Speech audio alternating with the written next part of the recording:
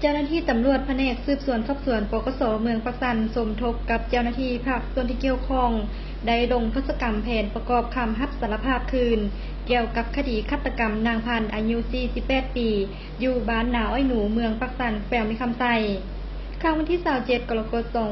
2018 ในตอนเช้าวันที่ 12 ตุลานี้จึงได้นำตัวผู้ถูกหาฆาตกรใจโหดที่ก่อเหตุฆาตกรรมไปเฮ็ดแผนทศกรรมประกอบคำรับสารภาพคืนคดีดังกล่าวตามคำให้การของท้าววิไลอายุ 27 ปีอยู่บ้านนาอ้อยหนูเมืองปักสันแขวงมีคำไซซึ่งเป็นจุดเริ่มต้นผู้ถูกหาได้รับสารภาพความจริงต่อเจ้าหน้าที่ว่าในครั้งวันที่ 27 กรกฎาคม 2018 เวลาประมาณ 9 โมงผู้เกี่ยวแม่นได้จับไก่ของตนไปต้มกินอยู่เฮือนหมู่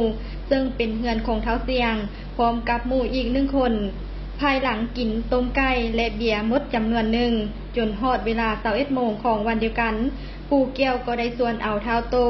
ที่นั่งดื่มเบียร์ร่วมกันจับเอาเบียร์จำนวน2 แก้วไปเฮือนของเท้ายังคนบ้านเดียวกันพอไปฮอดผู้เกี่ยวได้ปลุกเอาเท้ายังลุกขึ้นมาดื่มเบียร์ร่วมกันหมด1 แก้วก็มีเท้าพุกและเท้าสายมาร่วมดื่มเบียร์นำภายหลังเบียร์หมดเท้าสายและเท้าพุกและเท้าโตได้พากันกลับเฮือนส่วนผู้เกี่ยวแม่นได้นั่งลมกับเท้ายังได้ประมาณ10 นาทีก็ได้มีเท้าแวงขึ้นมาหานำเอาบางเศษยาบามาปั่นผู้เกี่ยวเสพจากนั้นผู้เกี่ยวได้ลงเข้าห้องน้ำเวลานั้นเท้ายังได้ย่างลงมาตามหลังผู้เกี่ยวจึงได้ฝากกระแจรถจักรของตนไว้กับเท้ายังแล้วย่างออกเมือพอฮอดทางซอยเข้าเฮือนนางเวียงจึงได้เข้าไปถามซื้อยาบ้านำนางเวียงแต่บ่ได้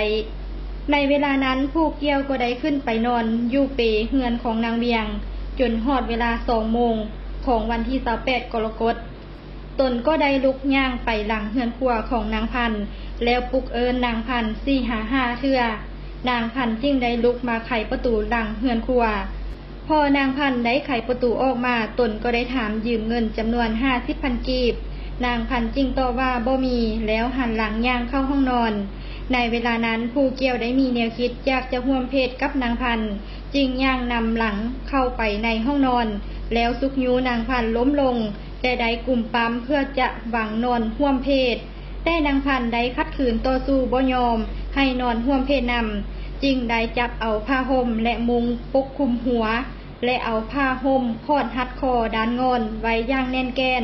พร้อมทั้งเอาขาเต็งหลังและไซแขนกลุ่มหัดคอไว้ประมาณ30 นาทีจนนางพันธุ์เสียชีวิตตนก็ได้ลุกขึ้นดึงเอาเสื้อนอนมาปกหุ้มห่างกายของนางพันธุ์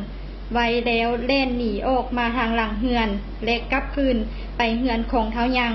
พอไปฮอดก็ได้อาบน้ำล้างตนโตแล้วขึ้นไปหาเท้ายังและได้เฮ็ดสลบคล้ายคือเมาแหงแล้วนอนค้างอยู่เฮือนของเท้ายังจนฮอดเวลา 5 โมงเช้าตนก็ได้ขับขี่รถจักรกลับเมืองเฮือนเฮ็ดคือบ่มีหยังเกิดขึ้นจนมาฮอดวันที่ 30 กรกฎาคม 2018 จึงถูกเจ้าหน้าที่ปกส.เมืองปักสันจับตัวมาดำเนินคดี